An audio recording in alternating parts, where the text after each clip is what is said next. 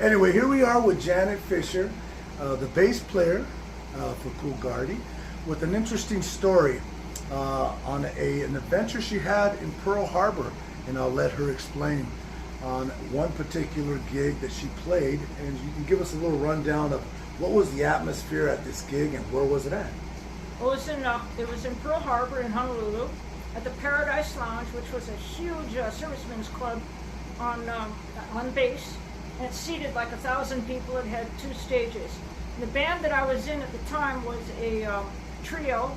It was my younger sister who played guitar and sang, and she had a really good memory for a lot of music, and I was on bass and sang. We had this really cool guy on drums. He was blonde, but he had an afro, and he looked really groovy. Did he have sex appeal? Well, he had sex appeal for, I guess, the girls. So what happened during the course of you guys performing at a good audience? Seemed like the vibe was good.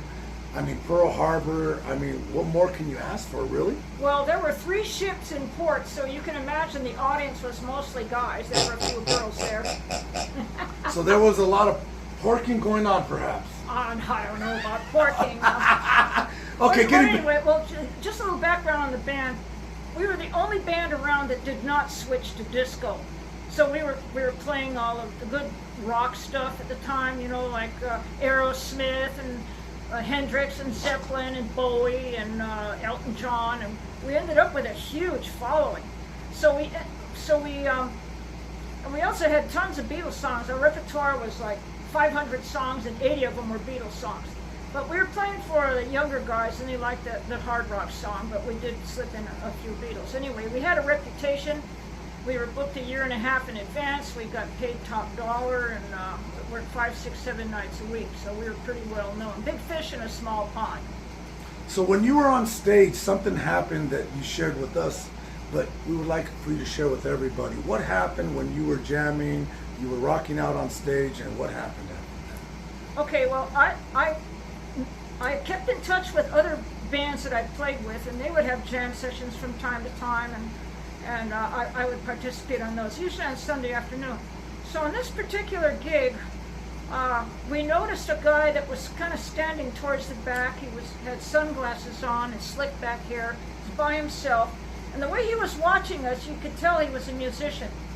So he looked so familiar, we couldn't figure out, you know, his name. And so this conversation went back and forth between all of us, you know, off the microphone.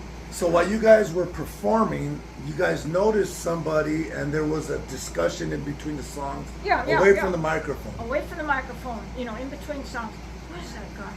I know, come on, think, what's his name? We want to call him up to sit in, you know. This went back and forth, you know, for a whole hour, you know. Come on, think. Come on, Janet, you've done a lot of open mics. Who's that guy? I know, I've seen him somewhere. I can't remember his name. He looks so familiar. So this went back and forth, you know. And then we took our first break, and we were kind of wondering about him, you know, because we came back at the second set, he was still there. You stood? Okay. Yeah, he was still there. The audience liked us, and we were playing our best songs. So maybe about 10 or 15 minutes into the second set, the drummer and the guitar player looked at each other off microphone, and they said, "Oh, it's Paul McCartney!" You know, and I looked and, oh my God, it was. And so the next thing we did was we started launching and playing a whole bunch of Beatles songs. Oh. And so you know what he did? He got up and walked out. Oh. He figured he'd been spotted. He knew he was spotted, He was folks. busted. You know, this was after the Beatles had broke up. He didn't want to be associated with I it. can only imagine Paul McCartney was trying to be low-key, right? He was seeing this really good band in Hawaii, Pearl Harbor. Then, Well, I keep thinking about this alternate ending in my mind. If we didn't blow it by playing Beatles songs, what we could have done is said, well, I see our friend Paul is back there. Paul, would you like to come up and sit in?